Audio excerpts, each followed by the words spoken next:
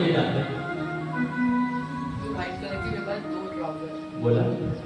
तो कहते देखना मंदिर तक जब उसके अंदर बैठे हैं उनको देखने जाते हैं तो बस बिल्कुल वैसे ही मंदिर एक ढांचा है जैसे ये शरीर है और गर्भ पर जहाँ विद्यमान है वो हमारा चित्त है।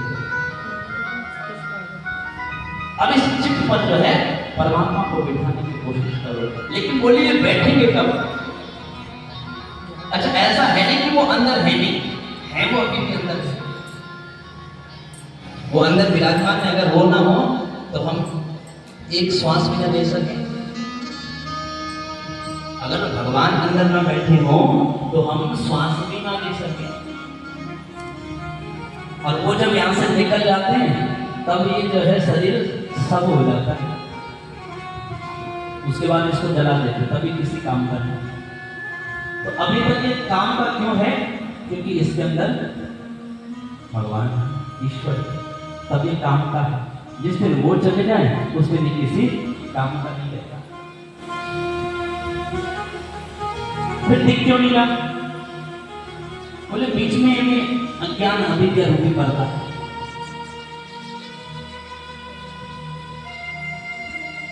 जैसे अगर आप जैसे अपने आप को अगर देखना चाहते हो तो आप शीशे के आगे खड़े हो जाते हो, होते हो नहीं? दर्पण के आगे खड़े हो जाते। लेकिन अगर उसी शीशे में अगर धूल जमी हो तो क्या आप अपने को उसमें देख सकते हो? हैं? बोला अरे हाँ ना बोल दे थोड़ा, हाँ कुछ नहीं लगना, हाँ ना बोल देख पाओगे नहीं? क्यों? क्योंकि बीच में क्या है? धूल जम। आप भी वही हो, शीशा भी वही है, आप भी वहीं पर हो, शीशा आपके बिल्कुल सामने है, पर आप उस पर अपने आप को नहीं देख पा रहे हो क्योंकि धूल जमी पड़ी है। अब उसी समय अगर आप ऐसे कपड़ा उठाते हो और ऐसे घुमाए उसके ऊपर 2-3 बार, है ना, तो जैसे कपड़ा लगा सुंदर आपका प्रतिबिंब जो है सामने आपको दिखाई देता है। इस चित्त का भी यही हाल है। भगवान है अंदर पर बीच में अविद्या अज्ञान रूपी का भी जो है पर्दा लगा है। तो वो अज्ञान अविद्या हटेगी कैसे? बोले सत्संग रूपी जब आप उस पर कपड़ा मारोगे तो धीरे धीरे धीरे धीरे आप अपने अंदर के बैठे हुए चित्त पर जो है परमात्मा का जो है दर्शन कर पाओगे। क्योंकि सत्संग से हमारे अंदर की जो अविद्या है अज्ञान है जो विकार है उनका नाश होता है। कथा करती क्या है? कथा हमारे अंदर के अज्ञान को समाप्त करती है। कथा हमारे अंदर बैठा हुआ जो अविद्या रूपी जो असुर है उसका नाश करती है। और ये अविद्या और अज्ञान का जिस दिन नाश होता है उस दिन हम जो है भगवान को जानने योग्य बन जाते हैं। इसलिए जितना हो सके सत्संग को सुनो। जीवन में सत्संग अति आवश्यक है।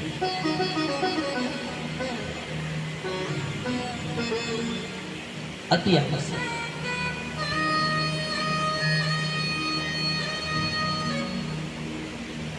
इसलिए सत्संग को अपने जीवन में धारण करो। शतांग प्रसन्नाम मम वीर्य संविदो। भगवान भी कह रहे हैं अगर मुझ तक पहुंचना चाहते हो, अगर मुझे जानना चाहते हो, अगर मेरा भक्त बनना चाहते हो तो सबसे पहले मेरा सत्संग सुनो, मेरी कथाओं को सुनो। तो जब कथाएं सुनोगे तो धीरे धीरे धीरे धीरे मुझे जानना जो है आरंभ करोगे। नहीं है? जब आप कथा में बैठोगे तो धीरे धीरे आप जब कथा में भगवान का चरित्र श्रवण करोगे कि भगवान ऐसे हैं, भगवान की ये लीला है, भगवान ने ऐसा ऐसा किया, तो आप भगवान को जानोगे। और जब भगवान को जानोगे तो भगवान से फिर प्रेम होने लगेगा। क्योंकि बिन प्रतीति होए नहीं प्रीति। बिना जाने प्रेम नहीं हो सकता, है ना? अगर आप किसी से प्रेम है तो पहले उसको जानना पड़ेगा अच्छे से, तब उसके प्रति जो है हमारा प्रेम होगा। ऐसे ही भगवान ने कहना कि अगर मुझसे प्रेम करना है तो मुझे जानना पड़ेगा। और मुझे कहाँ जानोगे? बोले मुझे जो है मेरी कथाओं से जो आप धीरे धीरे जानना शुरू करोगे तो तब मुझसे प्रेम होगा। और भगवान से अगर प्रेम हो जाए इससे ज्यादा और क्या चाहिए? परमात्मा से प्रेम हो जाए तो फिर क्या चाहिए?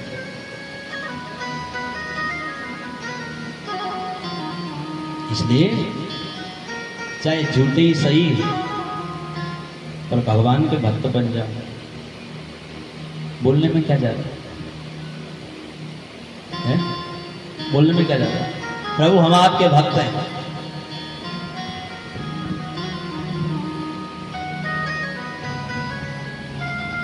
आपकी माया इस संसार में हमको जो है बार बार जकड़ रही है, घेर रही है। हम इस माया से जो है लड़ नहीं सकते, ये हमें बार बार परास्त कर रही, हरा रही है। हम सक्षम नहीं हैं, पर आप तो सक्षम हो।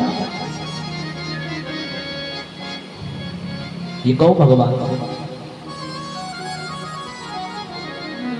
हमारे अंदर योग्यता नहीं प्रभु कि हम आपको प्राप्त कर सकें, हमारे अंदर योग्यता नहीं कि हम आपको देख सकें, परंतु आप तो सक्षम हो।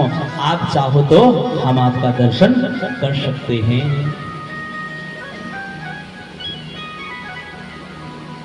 इसलिए जितना हो सके भगवान का नाम जीवा से आरंभ कर लेने का, जितना हो सके। और अगर नहीं हो रहा ना, कई कहते हैं बोले प्रभु हमारा मन नहीं लग रहा भगवान में, पूजा करने बैठते हैं मन भाग जाता है? कथा सुनने बैठ रखे हैं मन चला गया घर है? अभी कति हूँ भागी बोलू भाई आसमान खराब है गए, कपड़ा थे रखे छत में भीजता, मन की चला गया और वो जाएगा फिर आपके पास फिर आ जाएगा। जाएगा कहाँ? थोड़ी देर जाएगा फिर आ जाएगा। तो नहीं लग रहा है तो कोई बात नहीं, भगवान से प्रार्थना करो प्रभु मेरा मन नहीं लग पा रहा है, मैं क्या करूं? आप कोशिश करो ना, आप ऐसे कृपा करो कि मेरा मन जो है आप पे लग जाए, मेरा मन आपके जो है नाम सुमिरन करने ध्यान देना। और जो भी आप भगवान से मांगोगे हो सके भगवान सुने ना सुने, लेकिन अगर ये आपने मांगा है कि प्रभु मेरा मन मेरा चित्त आपके चरणों में लग जाए, तो ये बात बहुत जल्दी भगवान आपकी स्वीकार कर लेंगे, ध्यान देना। पर ये मांगता कोई नहीं है, ये कोई नहीं मांग रहा कि मेरा मन आपके चरणों में लग जाए। हम क्या मांग रहे हैं? संसार का लौकिक सुख नहीं मांग रहे। रोज आरती मन लगे बोलना से हमको सुख संपत्ति घर आवे, कष्ट मिटे तन का, सुख संपत्ति धन वैभव खूब आ जाए महाराज। क्या करने में धन वैभव? क्या करोगे? अर्थ यानी धन, ये जो अर्थ आता है ना, यही सब अनर्थों की जड़ होती है, ध्यान देना। क्योंकि जब धन अधिक आने लगे ना तो मनुष्य के अंदर जो है अभिमान भी आना आरंभ हो जाता है। और जब अभिमान आ जाए तब अभिमान में चूर होकर जीव कुछ भी कर सकता है, उसकी कोई सीमा नहीं है, वो क्या कर सकता है? वो कुछ भी कर सकता है। आरंभ कहां से हुआ? अर्थ से, धन। इसलिए भरत जी जब राम जी को मनाने के लिए गए थे ना वन में, तो भरत जी ने गंगा जी में स्नान किया था, त्रिवेणी। माता गंगा प्रकट हुई थी और गंगा जी ने कहा था भरत जी से मांगो क्या चाहिए। तो भरत जी ने को क्या नहीं चाहिए वो भरत जी ने पहले मांगा।